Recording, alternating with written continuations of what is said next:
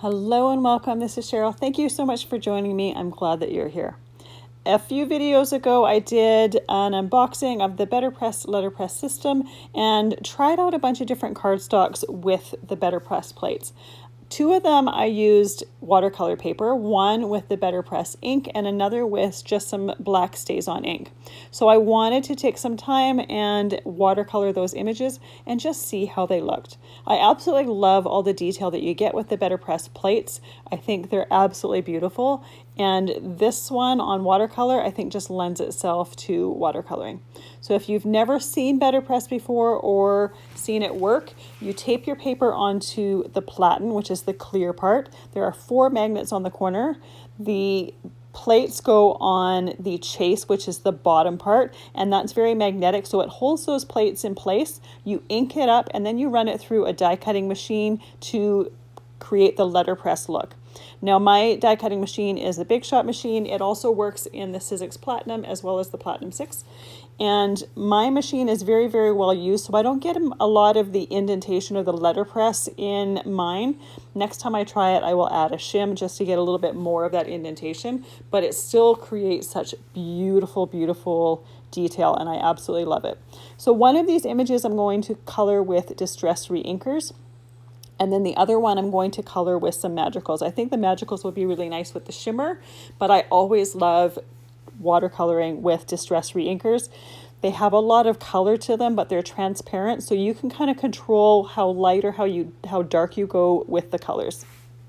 Definitely want to be working on some watercolor cardstock. Mixed media cardstock would work as well because it can handle the moisture, but you don't want to be doing this on regular cardstock. It just doesn't have the same result and you'll be disappointed with that. It won't react very well to the moisture that you get when you're watercoloring. So definitely use some sort of medium that can handle the water. And like I said, watercolor paper is perfect for this. You can also use mixed media paper. It will handle it as well. So I'm just going through my different reinker colors. I've got a palette here that I keep the reinker colors in, and on the bottom left of each color, I have it labeled which color it is so that I know the shade of the color. Sometimes it's hard to see the exact shade of it when you just see the color in the little well. While I'm waiting for those leaves to dry and waiting to do the flowers, I'm using my Magicals. I've got the Victorian Bouquet set here that I'm using. I just decided to keep it to one set so that I didn't mix and match from a ton of different sets. And I'm just using the green from that to color the leaves. I'm adding a little bit of the blue just to the base of the leaves as if it was a shadow. It's a little bit of a bright green for me for leaves. I tend to choose more yellowy greens when it comes to leaves. But because all of these colors were in one set, and like I said, because I didn't want to include or incorporate a whole bunch of different sets in here, I decided to just go with it. So now that those leaves are done, cleaning off my surface, and I'm going to go back to my Distress Reinker flowers. So I'm going to start with my lightest color, and I'm just going to lightly color the whole flower. And then after that is done, I'll take more of a concentrated pigment, a little bit darker color, and I will just lightly tap it in. Because the lighter color is still wet, it's going to bleed and blend into, the darker color is going to bleed and blend into the lighter color, and I'll get kind of a natural blend, if you will. You can help it along with the water brush. This water brush has water in its handle, so anytime I want to change the color, I just squeeze it onto the paper towel, wipe the brush off, and I'm good to go for the next color. It's my favorite way to watercolor because I tend to be a little bit of a klutz, and if there's an open thing of water, there's a very good chance I'm going to bump into it and ruin a bunch of things. So this brush is a godsend because I can not worry about having an open thing of liquid on my desk. For coloring with the Magicals, I take a little bit of the wet brush and I take some of the powders and I use it on my mixed media mat and just to make it into a watercolor. As with any powder that you turn into a watercolor, the more powder and less water, the more opaque the color is going to be. I'm trying to add enough water so that I have a little bit of transparency here. To be honest, I wasn't happy at the end with how the flower one looked. It was a little bit too shimmery, a little bit too opaque.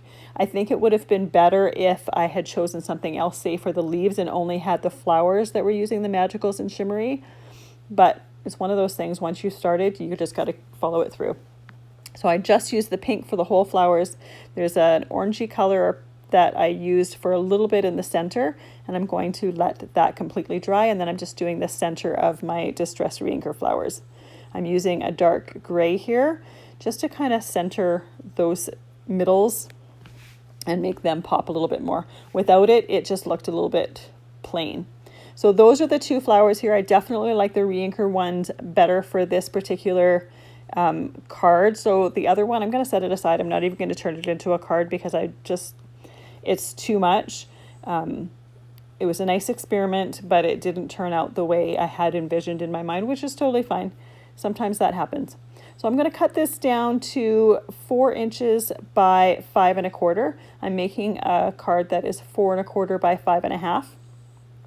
And one of the things that I like to do when I'm creating cards is I like to sometimes kind of cheat my mat on my card. So I'm going to use a Copic marker with this, and I'm going to fake a black mat around here. It's going to be a little bit thinner, and it just eliminates some layers when you're creating cards. I could have easily just taken a piece of black cardstock and created a mat around it. I just felt like doing this on this day. So I'm using the chisel end of the Copic marker, and I just run it alongside the edge of the paper on top of some scrap paper. You want to make sure that you protect your surface from this, but it creates a nice thin line, and it's a great way to just kind of highlight and frame something. Once I have that faux mat in place, I can create the rest of my card. I just have a piece of cardstock that's 8 1/2 by 5 1/2. I'm going to score it at 4 1/4 to create an A2 card. And then I'm going to use my Teflon bone folder just to really get that crease in there. I'm gluing it together with some Distress Collage medium. I like to use Distress Collage medium because you don't need to use a whole lot, and it sticks really, really well. It's also dries matte and clear, so if anything happens to seep out, you're never going to see it. I wanted to add just a little bit of texture to the card. So the center of the flowers, I'm just doing a touch of Stickles. I'm not overdoing it, just a little bit, just to add a little bit of a shimmer shine as well as that texture. And then I'm going to let that dry completely. I absolutely love how it turned out. I love the sparkle in the center. The only thing that I think would be really nice is, say, a tiny little butterfly embellishment. I didn't have anything that was small enough, but I love how the watercolor looked with that Betterpress image. Thank you so much for joining me. I hope you have a fantastic day.